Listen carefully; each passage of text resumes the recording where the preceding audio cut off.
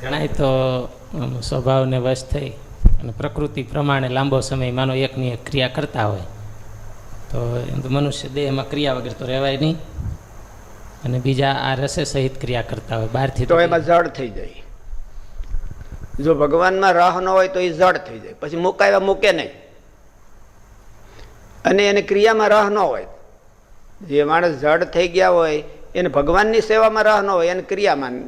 એનાથી એવું થાય, એનું કારણ શું કે એને ક્રેડિટ કાંઈ મળી જતી હોય એની, કે વખાણ થઈ જતા હોય, કે પોતાનો અંગત રાહ હોય એ પૂરો થઈ જતો હોય, તો પછી એને મૂકે નહીં, તો એ જડ થઈ જાય. એટલે લાંબો સમય મરે ત્યાં સુધી એ મૂકે નહીં, તો એ કાંઈ પ્રેમ તો થઈ ગયો હોય એવું ન હોય. એટલે પ્રેમ તો એને કહેવાય કે પ્રતિક્ષણ વર્ધમાન હોય અને ભગવાન રાજી થાય એવો હોય, તો એને પ્રેમ કહેવાય. નહીં તો પ્રેમ ન કહેવાય. મહિમા કહેવાય તો એને મહિમા કહેવાય, નહીં તો મહિમા શું એમાં.